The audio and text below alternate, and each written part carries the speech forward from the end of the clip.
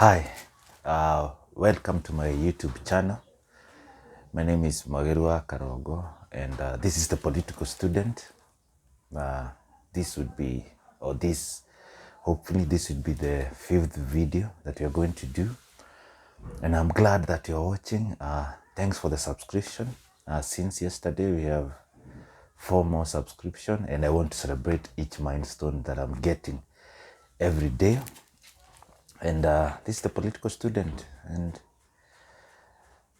today I want to discuss something interesting.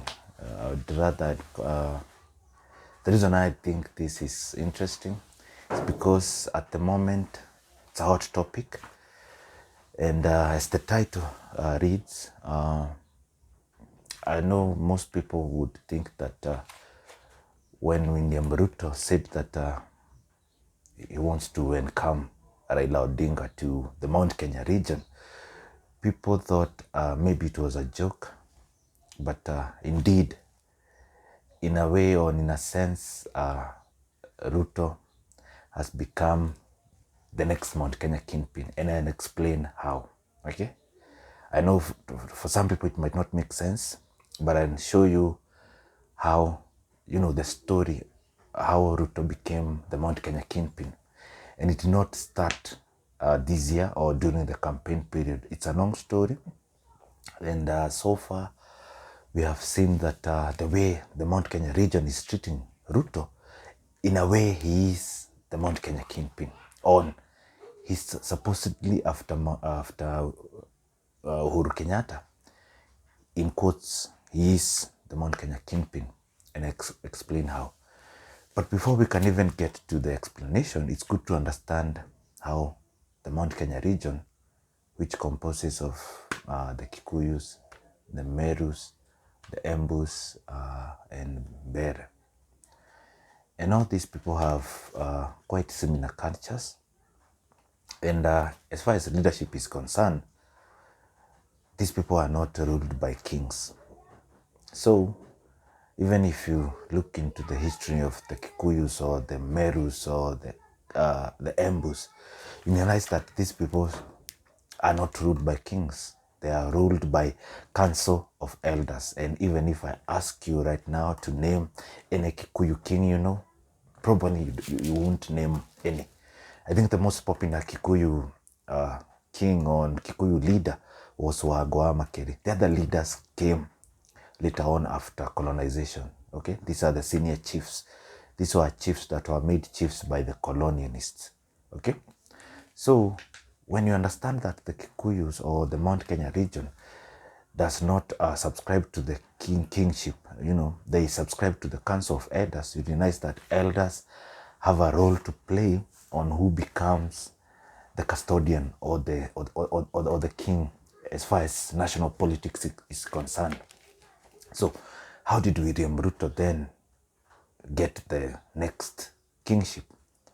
Let's go back to 2012, where we had Lemuru 1 and Lemuru 2. And recently, Martha Karua and Moses Kuria said that they gave the name of their coalition on what they want to discuss as the Mount Kenya leaders. They called it Lemuru 3. I know people don't know where some people don't know where Lemuru 3 came from. But before Uhuru and Ruto ran for in 2013, we had Lemuru 1 and Lemuru 2. One of the reasons, if you remember, the Kikuyus and the Kalenjins were at war in 2007. And actually, a coalition between the two tribes was the last thing people had in their mind. But you see, when William Ruto and Uhuru Kenyatta were taken to The Hague, they had to come back and somehow form a coalition, or they formed something. It's like they formed a fighting coalition, because remember, the two of them were at the ICC. And when they came back, I think they came up with an idea. They did prayers all around the region, the Mount Kenya region and the Kalenjin nation. And after they had gone around in those areas, they knew that in order for like Uhuru or for Ruto to be accepted as a running mate, the elders, the Mount Kenya elders had to decide.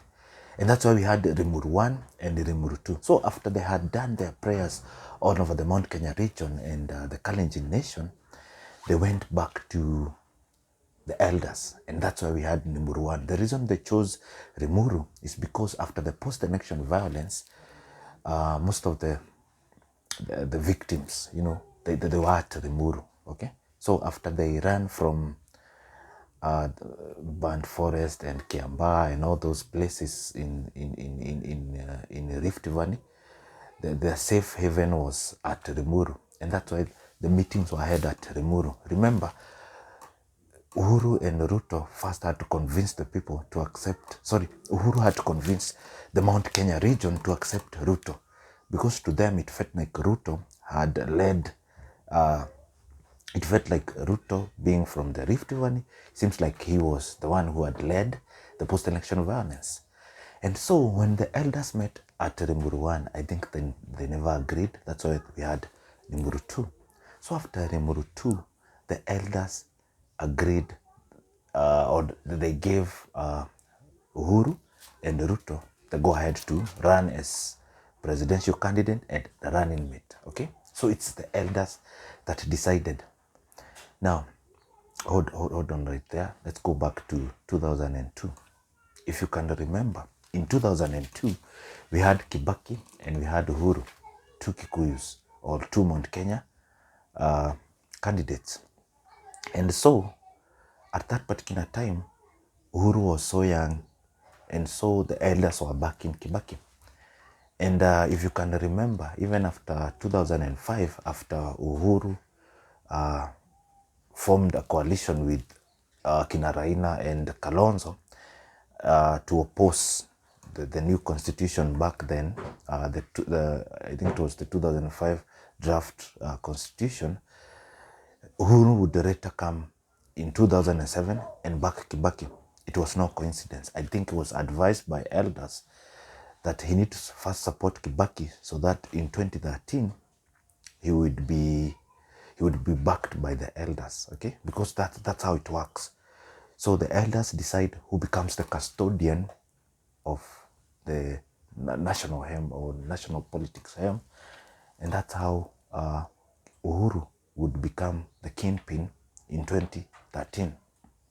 So if you look at that history, you see that the elders decided on Kibaki in 2002, and in 2007, Uhuru had to back Kibaki so that the elders would back him in 2013. Now, let's fast forward to now 2013, where we have Ruto and we have Uhuru. So when the elders decided that, you see, Kikuyus are investors, and since Kikuyus are investors, they don't just wake up one day and decide this will be our presidential candidate. And the elders decided that in 2013, our 2022 presidential candidate is William Ruto. Why do I say this? Because the minute they came into an agreement between him and Ruto, the elders actually endorsed the two, okay? And so it was agreed 10 years prior or 9 years prior that William Ruto will be the Kikuyu candidate in 2022. Has that changed? Well, I don't think it has changed. And the reason I'm saying it has not changed is because the reason I'm saying this has not changed is because the current, if the elders have not yet met to decide or to change William Ruto as the candidate. And if you have not noticed, Uhuru has never introduced Raila Odinga to the Mount Kenya community. Never. Okay, Uhuru has had the opportunity to go to different areas in Western or in Nyanza where Raila has actually introduced him to the people there. But Uhuru has never introduced Raila to the Mount Kenya region, meaning the elders have not changed their candidate. So their candidate remain as William Ruto. And the reason I'm saying this is because these things are planned ahead. So there's no way the elders, you see, the Council of Elders, these are the people who decide who becomes the national leader to represent the Mount Kenya interest nationally. So they decided this like 10 years ago. And it will be very difficult to change that within a span of 1 year. Okay? And the reason Ruto has this confidence is because actually the people have owned him. Okay? Majority of the people have owned him. Okay? So in terms of politics, he remains the Mount Kenya choice. Why? Because he was made the Mount Kenya kingpin to succeed Uhuru. And that's the reason you find that it's very hard for a Kikuyu or a Mount Kenya presidential candidate to ascend to power in 2022. Okay? Reason being, the elders have not yet decided. Well, there are meetings that are going on, but as you know that Kikuyus are investors, if Uhuru wanted to like go against the elders, the agreement they had in 2012, I'm assuming he would have called the elders and the elders would have to decide who takes the seat after him. Okay? And even Uhuru does not have the power. The elders have the power. And that's why you see that it's like we're in a state of limbo, because some of the politicians are trying to like position themselves to be running mates, and which is not a bad thing. But at the moment, William Ruto remains as the current, the highest contender, not even a Mount Kenya guy or a Mount Kenya politician or leader, but William Ruto is set to like succeed. If we follow that pattern, he's set to succeed Uhuru as the Mount Kenya kingpin. Well, if you have a different opinion on whatever it is that I have just said, you can share that in the comments. And if you like the video, please share it, like the video. And I'm grateful that you're watching. And thanks for the subscription.